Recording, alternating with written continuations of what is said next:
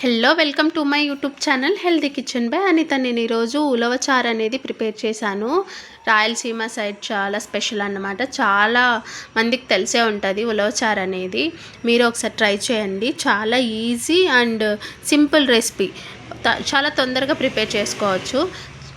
మీరు ఎవరైనా ఇంటికి వచ్చినప్పుడు టమాటో రసం అలా కాకుండా ఉలవ రసం అనేది ఒకసారి ట్రై చేయండి. నేను చెప్పిన విధంగా చాలా టేస్టీగా ఉంటుంది. రైస్ లేక్ కూడా చాలా బాగుంటుంది. వేడి వేడి అన్నం లేకి ఉలవ రసం వేసుకొని తింటే ఆ టేస్టే వేరు అసలు. నేను చెప్పిన విధంగా అయితే ట్రై చేయండి. ముందుగా ఒక 2 కప్పులు ఉలవలు అనేది తీసుకోండి. ఉలవలు మంచిగా వాష్ చేసేసుకొని 1.5 గంట లేకపోతే టైం లేకపోతే 1 అవర్ నానబెట్టుకోండి. నానబెట్టుకోవడం వల్ల ఉలవలు అనేవి చాలా తొందరగా ఉడుకుతాయి అన్నమాట. బాగా వాష్ చేసుకొని నేనైతే ఇవి నానబెట్టుకున్నాను. 2 అవర్స్ నానబెట్టిన తర్వాత ఉలవలు అయితే ఇలా ఉన్నాయి. 2 కప్పులు ఉలవలు తీసుకున్నాను. మీరు రసంకే అయితే 2 కప్పులు ఏం అవసరం లేదు, 1 కప్పే తీసుకోండి. నాకు పిల్లలు ఉలవలు బెల్లం వేసిస్తే మంచిగా తింటారన్నమాట మా పిల్లలు. సో నేను 2 కప్పులు అనేది ఉలవలు తీసుకున్నాను. మీకు తినరు అనుకుంటే ఓన్లీ రసంకే అనుకుంటే 1 కప్పు తీసుకోండి.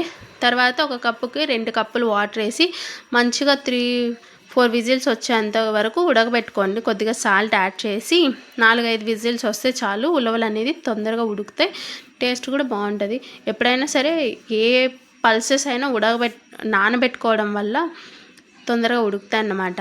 తర్వాత ఒక చిన్న నిమ్మపండు సైజ్ అంతా చింతపండునైతే తీసుకున్నాను. తీసుకొని మంచిగా వాటర్ వేసి సోక్ చేసుకోండి. కొద్దిసేపు పక్కన పెట్టేసుకోండి నానేంత వరకు. తర్వాత ఒక చిన్న ప్యాన్ లాగా పెట్టేసుకొని దాంట్లో కొద్దిగా జీలకర్ర 1 స్పూను, తర్వాత మిరియాలు ఒక 7-8 మిరియాలు తీసుకొని మంచిగా లో ఫ్లేమ్లో డ్రై రోస్ట్ చేసుకోండి. మనకి జీలకర్ర అనేది వేయించిన స్మెల్ అయితే వస్తుంది. నేను వీడియోలో చూపిస్తున్న విధంగా మిరియాలు కూడా తీసుకొని మంచిగా వేయించుకోండి. మరి ఎక్కువ ఫ్లేమ్ పెట్టేసుకొని వేయించుకోవద్దు. లో ఫ్లేమ్లో మంచిగా రోస్ట్ చేసుకోండి. వేయించుకున్న తర్వాత ఒక మెత్తగా పౌడర్ చేసుకోండి. మిరియాలు జీలకర్ర పౌడర్ చేసి పక్కన పెట్టుకోండి. నేను వీడియోలో చూపిస్తున్న విధంగా. తర్వాత మనకైతే ఉలవలు అనేది ఉడికిపోయాయి. ఉడికిన తర్వాత ఇలా ఉందన్నమాట. చూస్తున్నారు కదా, దాంట్లో వాటర్ మొత్తం సపరేట్ చేయండి. ఉలవలు అనేవి ఇట్లా మెత్తగా వీడియోలో చూపిస్తున్న విధంగా మెత్తగా ఉడికిపోయి ఉండాలి. ఉలవల్లో వాటర్ అంతా సపరేట్ చేసి పక్కన పెట్టేసుకోండి. ఇప్పుడు ఒక మిక్సీ జార్లో మీరు రసం ఎంత చేసుకోవాలనుకుంటున్నారో దాన్ని బట్టి ఉలవలు అనేది యాడ్ చేసుకోండి. నేనైతే 1 కప్పు వేసుకున్నాను కదా, అన్నీ ఉలవలు వచ్చి ఒక మిక్సీ జార్లో వేసి మిక్సీ పట్టించుకునేసాను అనమాట. మెత్తగా కొద్దిగా వాటర్ యాడ్ చేసుకొని మెత్తగా గ్రైండ్ చేసుకోండి. ఇలా సాఫ్ట్గా పేస్ట్ అనేది అవ్వాలి. తర్వాత మనం ముందుగా వంపేసుకున్నాం కదా ఉలవల్లో, ఆ వాటర్లో ఈ పేస్ట్ అనేది యాడ్ చేసి ఇంకా కొద్దిగా వాటర్ అనేది నార్మల్ వాటర్ కూడా కొద్దిగా యాడ్ చేసి పేస్ట్ మొత్తం కలిపేసుకోండి. నార్మల్ వాటర్ కూడా మన మరీ పల్చగా ఉండకూడదు, రసం మరీ తిక్కుగా ఉండకూడదు. ఒక మీడియం కన్సిస్టెన్సీ అలా ఉండేలాగా వాటర్ వేసుకొని యాడ్ చేసుకున్న తర్వాత ముందుగా చింతపండు తీసుకున్నాం కదా, చింతపండు గుజ్జు సపరేట్ చేసి గుజ్జు అనేది యాడ్ చేసుకోండి రసంలోకి. తర్వాత కొద్దిగా కారం అనేది యాడ్ చేసుకోండి. మరీ ఎక్కువ కారం అయితే యాడ్ చేయొద్దు, తక్కువ ఒక హాఫ్ స్పూన్ అయితే కారం సరిపోతుంది.